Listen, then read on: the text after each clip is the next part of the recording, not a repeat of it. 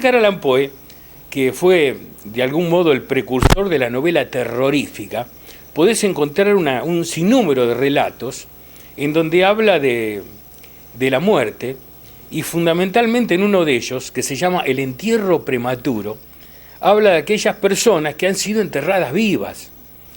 Y esto no es un mito o una cuestión que se usa solo para cuentos nocturnos y de terror para asustar a la gente.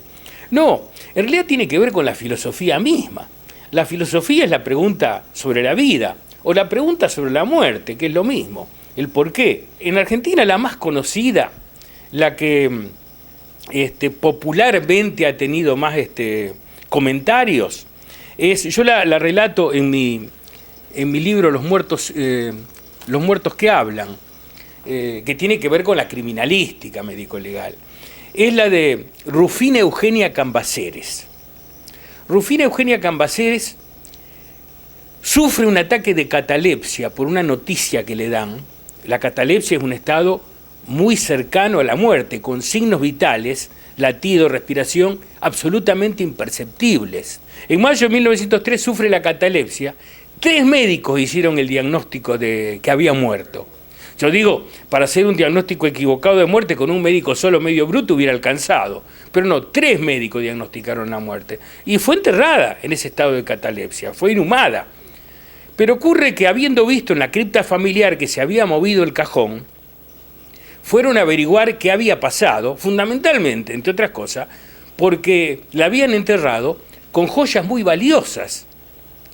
Entonces fueron a ver si no había sido obra de ladrones, desenterradores de tumbas para encontrar bienes, y cuando abren la caja del féretro, se encuentran con que el féretro estaba arañado por dentro, lo mismo que la cara de la propia Rufina Cambaceres.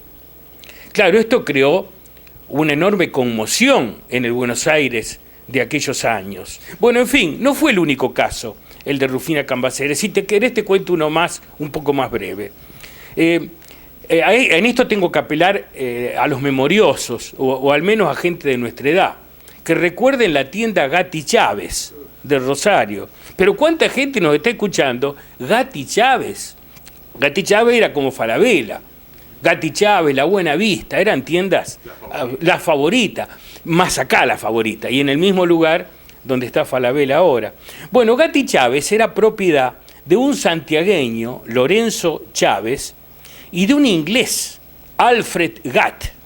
Alfred Gatt sufría esto que hoy se sabe, se conoce como tafiofobia, que es la fobia a ser enterrado vivo.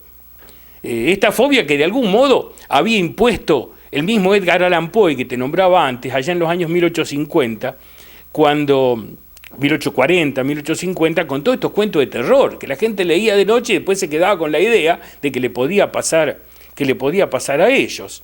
Entonces, el tal Alfred Gatt, dueño de Gatti Chávez, tenía terror a que lo enterraran vivo.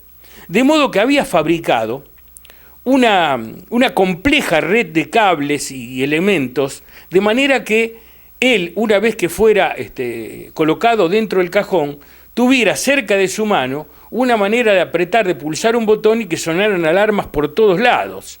Así fue la cosa, así se lo inhumó, así se lo enterró, pero quizás fue inútil todos los artilugios del tal Gatt, porque la vez que fue inhumado, la vez que fue enterrado, lo fue una sola vez y definitivamente, de modo que no fue necesario pulsar ningún botón. Había muerto satisfactoriamente Alfred Gatt.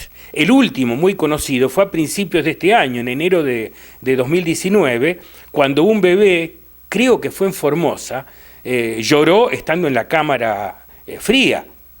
Si bien luego falleció 1 o 2 días después, porque era un chico desnutrido, de bajo peso y con algunos trastornos de índole hereditaria genética, la realidad es que se lo diagnosticó prematuramente a su muerte y fue llevado a la morgue, a donde se lo retiró de la misma y se lo devolvió al hospital luego de escucharlo llorar.